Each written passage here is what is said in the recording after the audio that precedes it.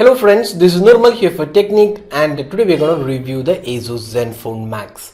So Zenfone Max was first announced at the Zen Festival in India, and later on this device was made available in India. So last week this device went on sale on Flipkart. So the specialty of this device is the massive 5000 mAh battery.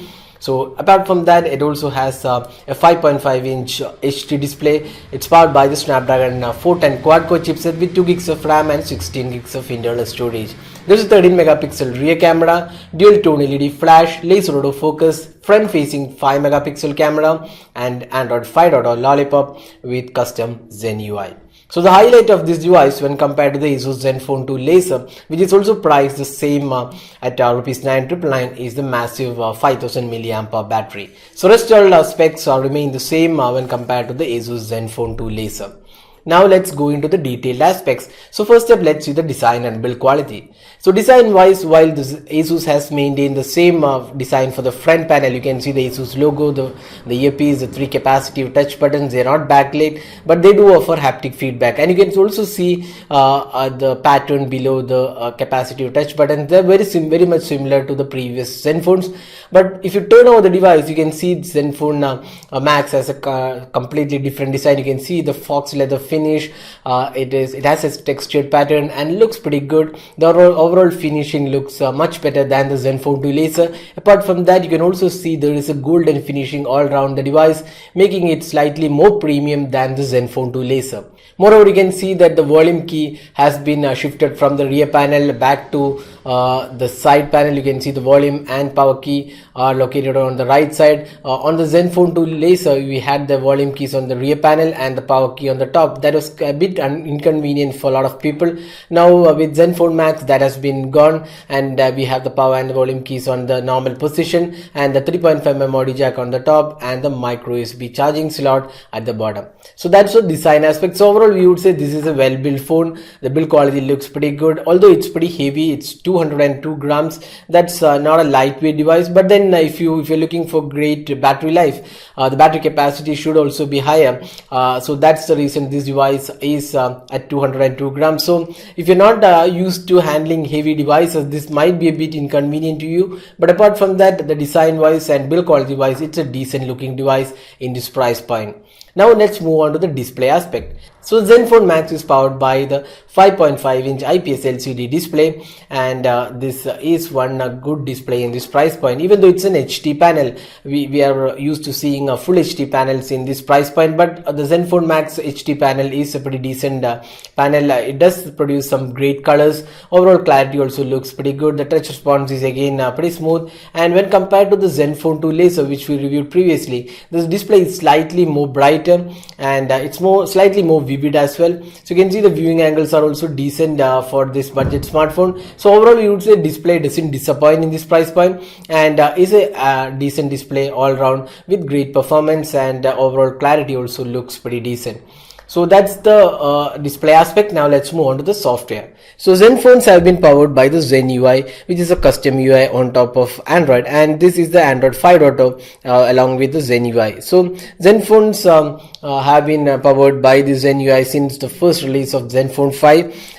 Now you can see the Zen UI hasn't changed much with respect to the newer phones. So it looks more or less similar. You can see the customized notification center, the custom quick toggles. We have the settings. Again, it's a customized panel. You can see it's powered by Android 5.0.2 instead of 5.1. That's the latest Lollipop version. Also 6.0 has been released and now available.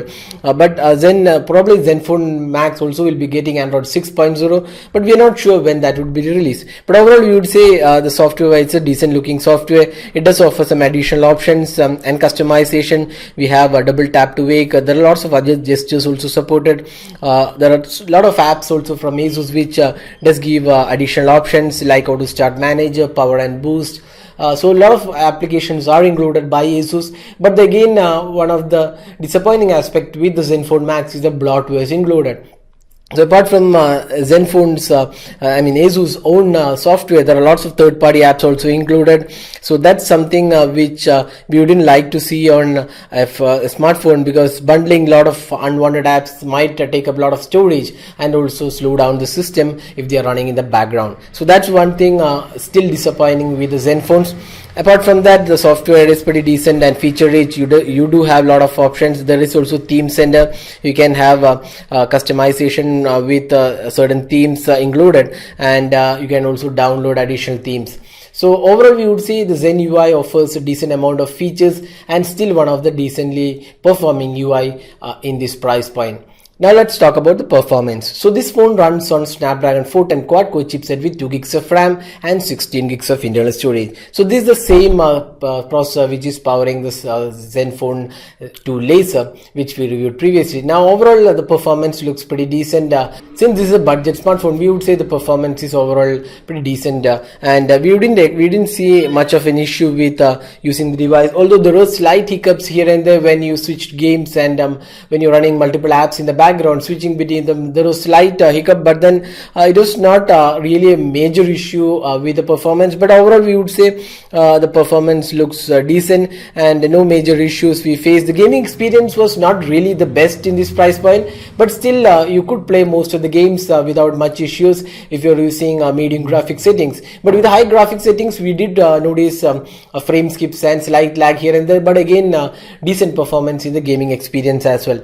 Now this phone also comes with 16 gigs of internal storage. You can expand the storage. There is 2 GB RAM and also 4 GLT capabilities along with a dual SIM card support. So all in all, in the performance side, it's a pretty decent performing device in this price point. Now let's move on to the camera. So the Zenfone Max comes with a 13 megapixel rear camera, dual tone LED flash and a laser autofocus. So this is the same unit which was carried out from the Zenfone 2 Laser, the same laser autofocus and dual tone LED flash, and also the front facing 5 megapixel camera. Now talking about the interface, again the Zen UI, the Pixel Master camera again is carried forward in this UI. You can see a lot of additional modes, HDR, low light mode, night mode, depth of field. So a lot of modes are included. Apart from that, you also have this manual mode where you can switch to manual mode and get additional controls for your photographic needs. So that's the manual mode. So that is also there. Apart from that, you can also see there is full HD video recording, and there are some additional features also included, which looks pretty decent overall. Now talking about the camera qualities of this device, you can see some of the samples which were taken with this device, and the samples have come pretty decent overall. For this price point, this is a decently performing camera. Again, when we reviewed the camera, we said there is some inconsistency in performance with the color reproduction. That happens. That didn't happen with the Zenfone 2 Laser, but here with a very bright light, there was some inconsistency in the color reproduction. But we are assuming this could be fixed with future software upgrades, and ASUS might be working on it already. So apart from that, overall the camera performance was pretty decent in this price point, and even the macro shots or the close-up shots came pretty well. But the low light experience wasn't that great. There was pretty much noisy images when you took photos in extreme low light, but with flash it was again pretty decent. Now the recording abilities is 1080p, and you can see the sample. It's a decent sample for video recording, and it's a full HD sample. It does have some decent clarity and sharpness levels.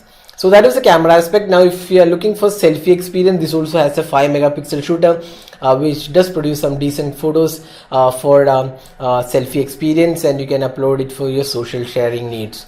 So that was the camera aspect. Now let's move on to the battery. So this phone has the highlight of having a 5000 milliampere battery. So that's one of the important aspects about this device, as we said before. Now there are some additional options available in this phone to manage your battery. We'll just show you those options. ASUS has included some additional power saving modes. So these are the battery modes. You can see performance mode. You can see the standby time. Power saving mode is it. Then you have super power saving mode. that keeps only the phone, SMS and alarm awake, network disabled, and power saving mode, network disabled when device is asleep. So a lot of options are there. You can also have a customized mode. If you're looking for some additional settings, you can have customized mode where you can configure what all apps can be run in the background.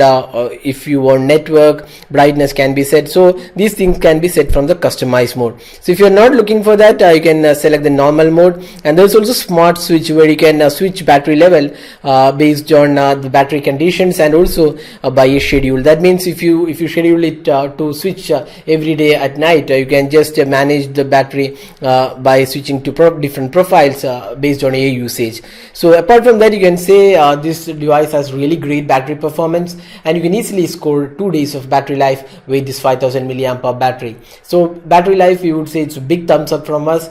Zenfone Max is really a great device if you're looking for excellent battery backup from your smartphone. So we talked about almost all aspects about this device. So this is priced 9,999 and available on Flipkart and Amazon. So is this really a great buy? If you're looking for great battery performance, definitely this is one of the great devices to buy, and it's really value for money device with a great build quality, decent display, camera, and overall software performance looks decent.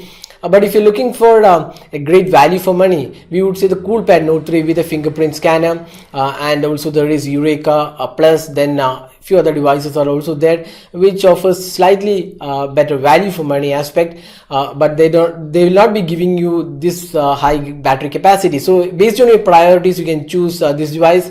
So if you're looking for more features and value for money aspect, we would suggest a CoolPad Note 3. But overall, if you're looking for great battery life together with a good design and display, then the ASUS Zenfone Max is a decent buy at 9,999. So that's the detailed review of the Zenfone Max. Hope you liked this video. Don't forget to hit the like button and also subscribe to our YouTube channel for more videos. Thanks for watching. Have a great day.